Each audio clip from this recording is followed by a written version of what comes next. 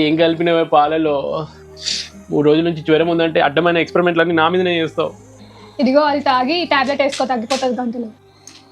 ఎవరైనా డాక్టర్ని కన్సల్ట్ అయినావా? ఇన్స్టాగ్రామ్లో ఒక చెప్పిన పౌడర్ పాలలో వేసి కలిపి ఇవ్వమని. ఆ టాబ్లెట్ ఏమైనా ఎంత వైరల్ ఫీవర్ అయినా ఎంత హై ఫీవర్ అయినా తగ్గిపోతుందంట. ఎందుకే ప్రాణాలతో ఆడుకుంటారు? మ్యాజిక్ రెమెడీ అని చెప్పి ఇట్లాంటి ఎంతోమంది ఇన్ఫ్లుయెన్సర్లు దొంగ మందులు ఇవన్నీ సజెస్ట్ చేసి లక్షల్లో ఫాలోవర్స్ని పెంచుకుంటున్నారు. మీరేమో అబ్బో వీళ్ళకి ఇంతమంది ఫాలోవర్స్ ఉన్నారు కదా, ఈజీగా దొరుకుతుంది కదా అని ఆ మందులు వాడతారా? ఆరోగ్యం మొత్తం ఖరాబ్ అవుతుంది. ఎన్నో కేసెస్ ఈ మధ్య పోలీసులు అరెస్ట్ కూడా చేస్తున్నారు ఇట్లా రెమెడీస్ ఇన్స్టాగ్రామ్లలో చెప్పేటోళ్ళని మ్యాజిక్ రెమెడీ పేరుతోటి. మరి ఆయనకి 3 లక్షల ఫాలోవర్స్ ఎట్లా వచ్చిండ్రు?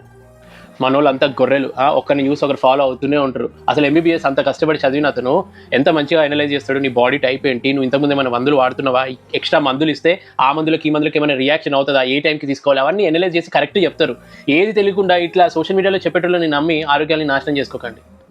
అవును, మొన్న న్యూస్లో వచ్చింది కదా ఒక ఆమె ఇట్లనే ట్రీట్మెంట్ తీసుకుంటే పెరాలసిస్ వచ్చిందని. మరి అంత తెలిసిందానివి నా వీళ్ళకే ఎక్స్పెరిమెంట్లు చేద్దాం అనుకున్నావు. నేనేం అవి యూస్ చేయలే కానీ ఇంట్లో వేసిన నట్ పౌడర్ వేసిన.